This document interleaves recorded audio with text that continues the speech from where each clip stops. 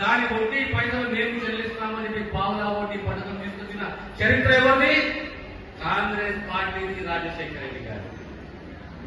ఆ తర్వాత 2013లో ఏమన్నాము? వడ్డీ లేని రుణాలు. మీరు 20 లక్షలు తీసుకున్నా, 10 లక్షలు తీసుకున్నా, 24 ఇన్స్టాల్మెంట్ ఉన్నా, 12 ఇన్స్టాల్మెంట్ ఉన్నా, 20 ఇన్స్టాల్మెంట్ ఉన్నా, సమయానికి మీరు ఆ లోన్ చెల్లించండి ప్రతి నెల. దానికి సంపూర్ణంగా వడ్డీ పైసలు మా ప్రభుత్వం కట్టదని చెప్పి వడ్డీ లేని రుణాలు తీసుకొచ్చిన చరిత్ర ఎవరిది? కాంగ్రెస్ ప్రభుత్వాన్ని, కాంగ్రెస్ పార్టీ. అంటే మరొకసారి గుర్తు చేస్తున్నా, వడ్డీ లేని రుణాలేంటి, పావులా వడ్డీ ఏంటి, మహిళా సంఘాలేంటి, ఆ లోన్లు ఎందుకు అవసరము? ఈ సంఘాలు ఏమంటామంటే పొదుపు సంఘాలు అంటాం. ఏ సంఘాలు అంటాము?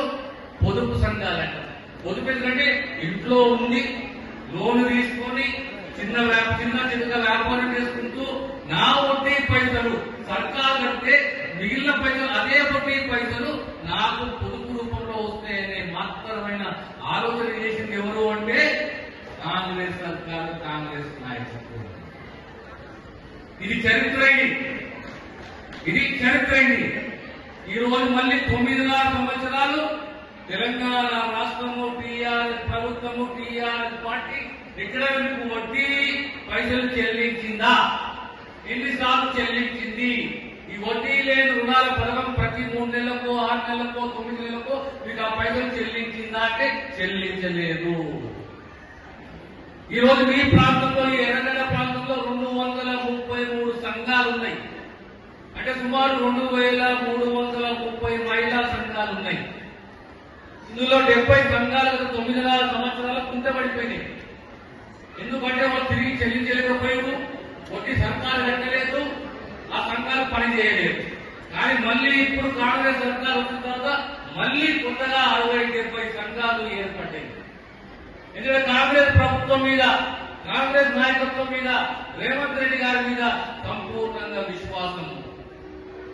బస్తీలు ఉన్నాయి, ఇప్పుడు ఎర్రగడ్డలో బస్తీలు ఉన్నాయి. ఈ బస్తీలు ఎప్పుడు వచ్చినాయి? 40 ఏళ్ల కింద ఈ బస్తీలు ఏర్పడ్డాయి. 40 ఏళ్ల కింద బస్తీలు ఏర్పడ్డాయి. ఆ రోజు ఈ పై ఎవరు లేదు. ఆనాడు ఈ బస్తీలు ఏర్పడ్డాయి. ఎవరు ఏర్పాటు చేసిన బస్తీలు? కాంగ్రెస్ పార్టీ ఏర్పాటు చేసింది. ఆనాడు పి జనార్దన్ రెడ్డి గారు ఈ బస్తీలను ఏర్పాటు చేసింది. ఓ గరీబోళ్లకు ప్లాట్ ఇవ్వాలి, గరీబోళ్లు ఇల్లు కట్టుకోవాలి, గరీబులకు సొంత జాబ్ ఉండాలి, సొంత ఇల్లు ఉండాలి అనే ఓ ఆలోచనతోటి అనేక ప్రాంతాలలో బస్తీలు ఏర్పాటు చేసిన చరిత్ర ఏముంది అంటే కాంగ్రెస్ పార్టీని, పీజేఆర్ గారికి.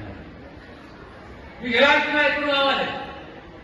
ఓ భరోసా ఇచ్చే నాయకుడు కావాలి, మాకు బాధ్యతగా ఉండే నాయకుడు కావాలి, మాకు సేవ చేసే నాయకుడు కావాలి, మమ్మల్ని ఆదుకునే నాయకుడు కావాలి. ఆ దిశగా ఆనాడు బాట వేసింది పి జనార్దన్ రెడ్డి గారు. ఈ రోజు మళ్ళీ ఈ సభకు అధ్యక్షత వహిస్తున్నది ఎవరు అంటే జనార్దన్ రెడ్డి గారి కూతురు విజయారెడ్డి గారు. ఎప్పుడు మనం చరిత్ర మర్చిపోకూడదు. ఇలా ఎస్ఎస్జి సంఘాలే కానీ, వడ్డీ లేని రుణాలే కానీ, పావులా వడ్డీయే కానీ, మహిళా కార్యకర్త కానీ, మీకు తెలుసా ఒకటి? నా జిల్లా సంగారెడ్డి జిల్లా.